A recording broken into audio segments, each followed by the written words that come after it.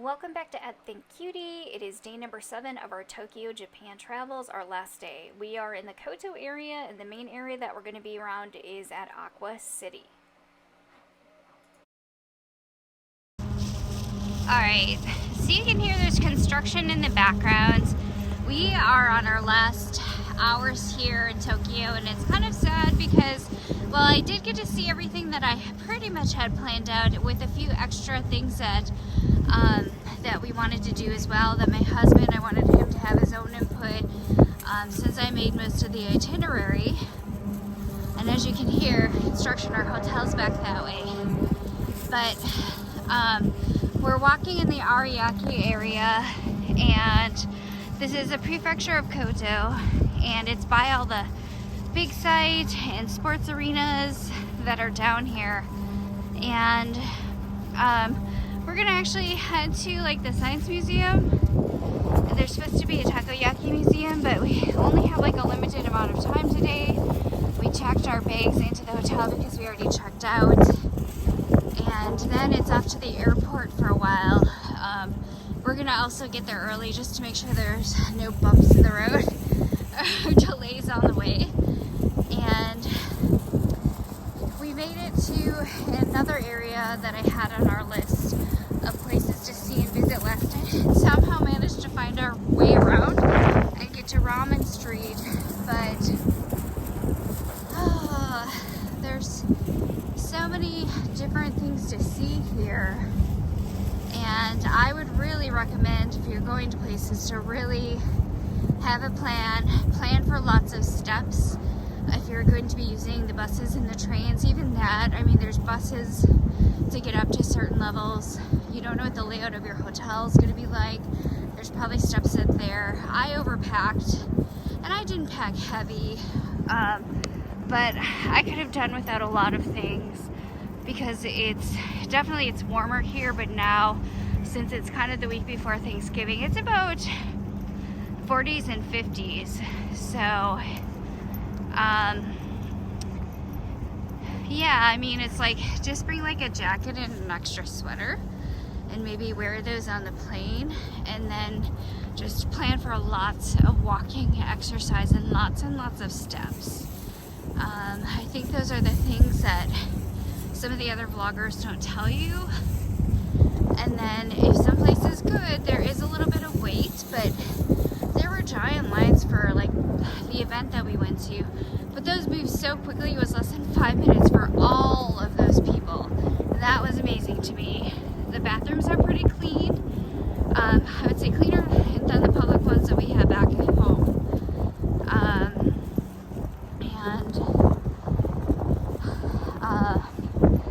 Yeah, I don't know if there's anything else that you want to add. Oh, it's pretty smooth overall. Yeah, I mean, we found our way around with, we were maybe just in the beginning 1 or 2 stops over where we were supposed to stop, so not too bad. And then we figured it all out somehow, even though it took us a little bit of like doubting ourselves, and then finally, just realizing it's okay, we're going in the right direction. And to be here, unlike a lot of the people that are here, not having to go to work and having more time to really just kind of relax, the pace was really good. So there were lots of people rushing around us, but just slow down sometimes, step aside on the way, and try to find the direction you need to go. And the signs are pretty clear.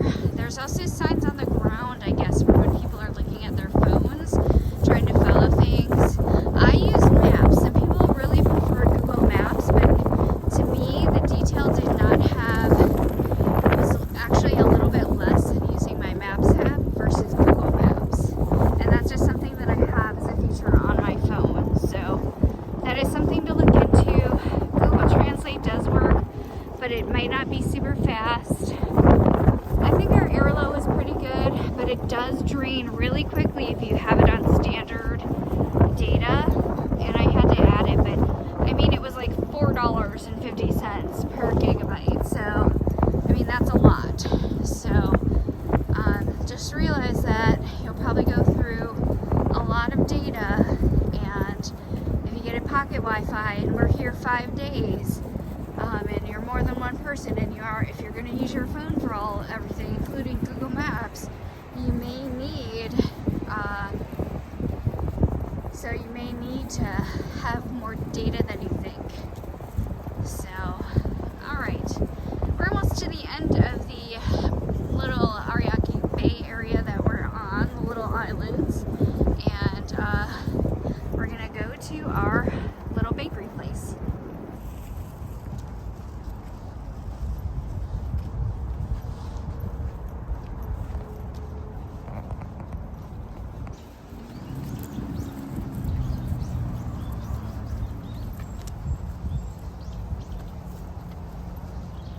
The leaves have already turned down here.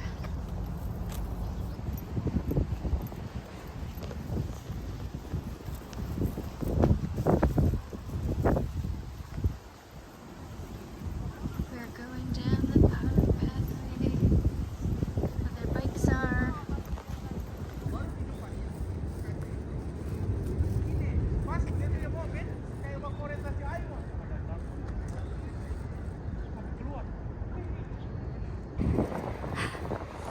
Alright, I suppose it would help if I actually had the camera rolling here, but we're here at the Miraikan Science Museum and Innovation building, and nobody else is here, so it looks like, I don't know if they're open.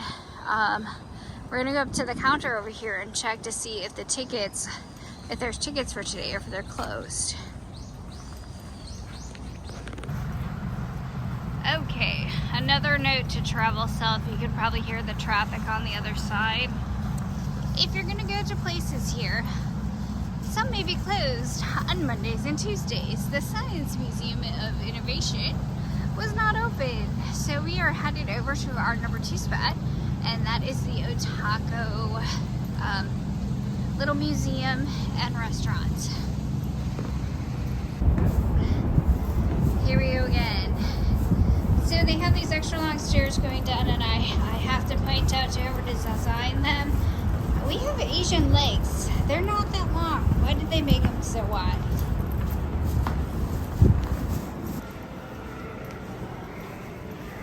Here's Aqua City. Aqua City aquariums, and look at, they're decorated for Christmas.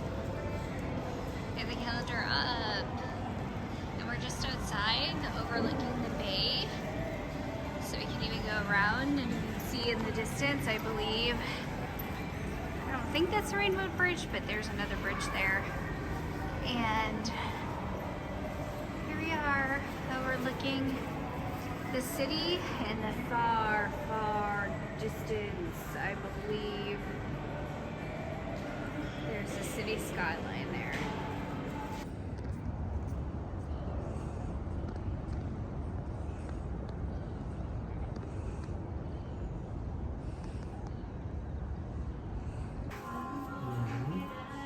I thought that was a stuffed owl in the window, and it's actually real. The head was moving and he was moving it around, but hello. We are in a pet area, and look at, they have little chicks, and we can get food tickets up to 1. Look at that. You can pet. And they have all the different animals over here that we can pet. They even have axolotls. I'm seeing real axolotls live for the first time in here. Look, they have axolotls, real ones. Oh, wow. And then we get the meals over here. There's little guinea pigs. Oh my gosh. And it looks like hedgehogs. And then let's see what's over here. They have iguanas. Something's sleeping. The flying squirrel is sleeping. Is it? That's a different kind of bunny. They have ferrets. And they have ducks. One snack ticket. we don't touch these ones. We're in a cafe, a little animal thing, so we can actually, hello, look at the different owls, but don't fly over me. Don't. Oh, look at these. These are almost like the size of like there's a barn owl. I think a barn owl down there. My, what big eyes you have, sir. And these ones we are not allowed to touch, but look at that. And then it explains what the different owls are, but that is all in Japanese. This is Gabriel. That's Ben's. And Michael is right there.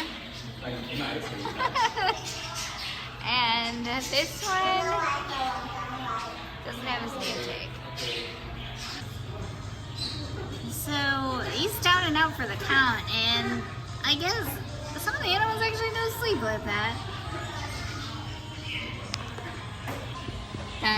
That's one big bullfrog in there.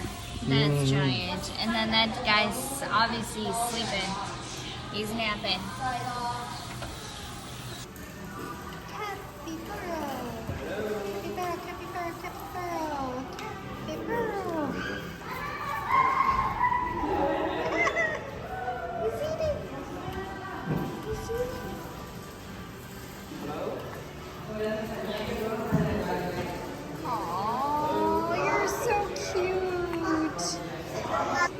Just pat you on the back.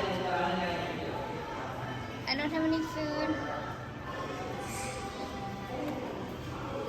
They're so gentle.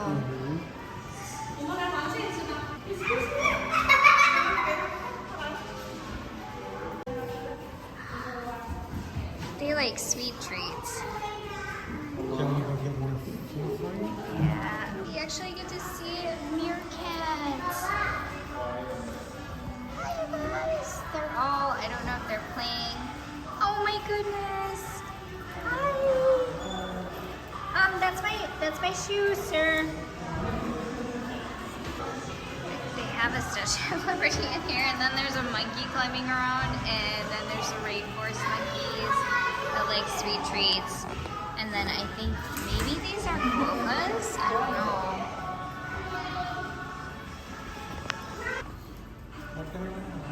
They're just standing there. Hello, Mr. Meerkat.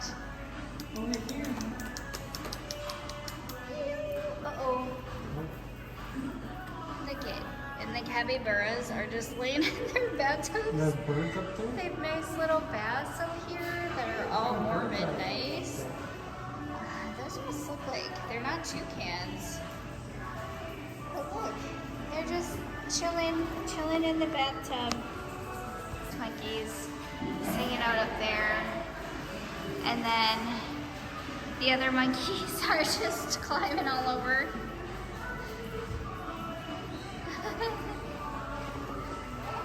And hello, Mr. Iguana. Hello. He has a friend on his shoulder, and it seems to be pecking at his neck. Maybe for food or whiskers? I don't know. We'll see. Now there's two of them on there. They like him. Uh-oh. He's just bopping around on his shoulder. Their claws are very sharp.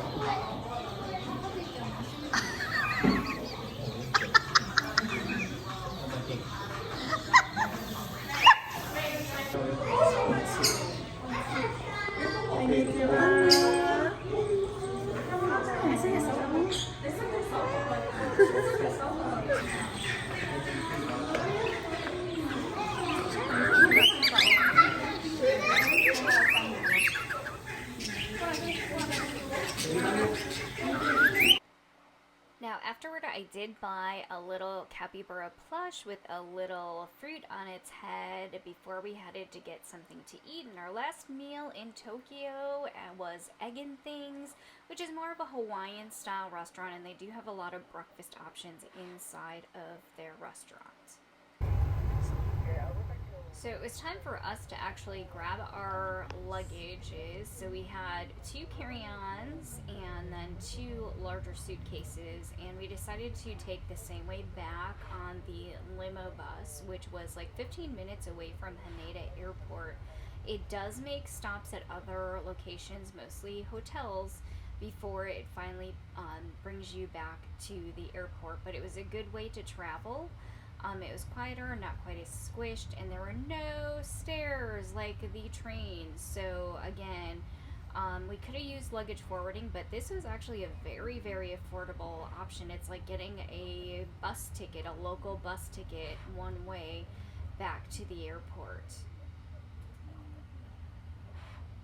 Well, once we arrived in Haneda Airport, I do have to say that the Klook app did not have the specific location for our hotel in the Ariake area, so we did have to go to the left right outside of the customs area and go to the counter to get our ticket because we couldn't find the option on the app itself. So it's something you may have to do as well. Then, in order to get back to the airport, our hotel actually had a kiosk and they helped us arrange so that we could get our returning limo bus tickets back to the airport, and we left out of Terminal 3. In the big, huge international airport in Tokyo, but we're at Haneda Terminal 3, so this is not as big as Narita, but yeah, it's still pretty big, and I think they redid it, and I do see the other new area that they have that the vloggers have filmed with the little bridge. Here we go.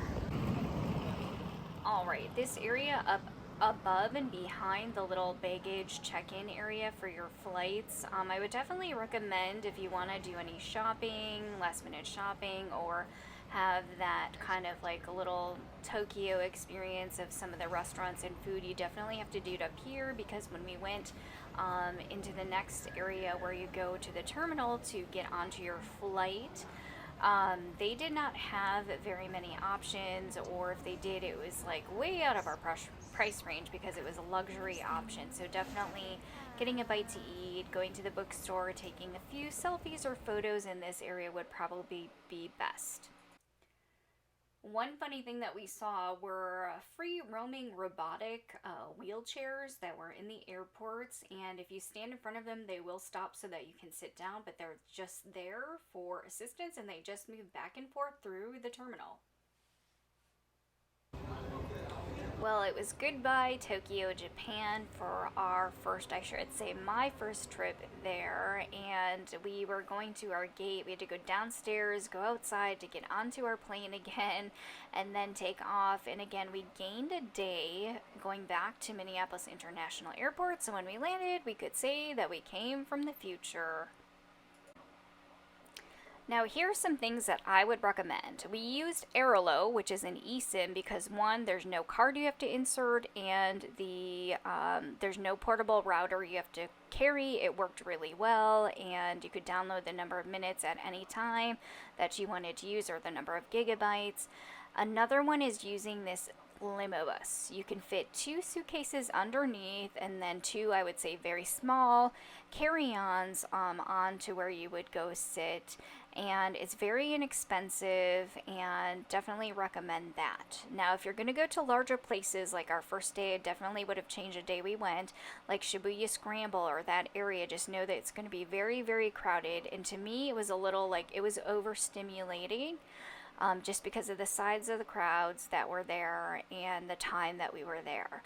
Having that Suica card downloaded onto our iPhones definitely was a big help in getting around on our transportation and paying for many things within Tokyo. Now, if you go outside of Tokyo area, it might be a little bit different. You'll have to use cash, and sometimes they don't allow card. If you're going to go to the Mega Don Quixote, no, there's several floors, lots and lots of things to see, but also lots of people. We would recommend, if you're going to look for food, definitely go to the number 4 for fluffy French toast. They have several different locations. And we did spend some time just kind of wandering around and getting lost in the alleyways of Japan. You may actually want to reserve a day for that. But one of the highlights of this trip was actually going to the Shinjuku Goyen National Park. Very peaceful. It's kind of like New York's Central Park, but smaller. But I mean, it's like the tranquil place where you can go and sit down and read a book, where, you know, maybe next time when I go back, we'll go back there. Loved going into that little enclosed conservatory and just kind of walking around. And I believe the Godzilla store was close to there. It's not the Godzilla on top of the building, but again, it was close to. And then just being able to walk around, and this is kind of close to the Kabuchi Tower area. Note some of the things that you see on video on the YouTube channels from other vloggers. The places are not as big inside as they appear to be. So you'll go up and it'll probably be like one floor in a couple like different areas, but it's not going to be huge. Like, you know, I'm used to the Mall of America here in Minneapolis, so it's not going to be like that. I didn't think I would like going to Golden Guy, but I have to say, just sitting down and a very small and tight, cramped place, but getting to know other travelers was a lot of fun. Then we did try some chain restaurants, like you just saw that sushi. Going to Ube is like a really new and unique experience. Now, we've been to Kura Sushi here in the Mall of America, but I would definitely recommend going there. And then thinking about where you want to stay. You know, do you want to be in a quiet? Do you want to be in the middle of Tokyo? There's different areas that you can go to around here. If you go to Harajuku, just know it's very, very crowded again down that main street, and very, very squished. If you want to experience some little animal cafes, they have several that are available in the Harajuku area. And then there's also lots of festivals. We planned our trip around Design Festa, but it's up to you what you want to do. And we just wanted to experience that part of the culture, being surrounded by artists, because we are also artists back home. So it's something that you definitely have to think about when you are planning. Now, if you are a foodie, we would definitely recommend going to Tokyo Station and going to the underground Yaesu Mall area, so that you can go to Ramen Street and try all the different kinds of dipping ramen and other kinds of ramens that we had there. The name of the restaurant that we went to was just on that map there. And then there's lots of different kinds of shopping underneath as well. And then just note, Electronic City, when you go there, that they may be closing like 8 o'clock, 9 o'clock, depending on the day of the week. So definitely check out times, because we went to that science museum and it was closed. There's another shopping area by the big Gundam. And you can see on the sign behind you that it is called Diver City. The other mall that we went to on the very last day, which was by the water on the bay, was called Aqua City. Well, that is all that we have for our trip there. 7 days in Tokyo, Japan, with 2 of those being an art festival called Design Festa. Thank you, everybody. Please like and subscribe at Think Cutie for more travels to follow, and also to see what our events are like back in the States. Thank you for watching, everybody. Goodbye.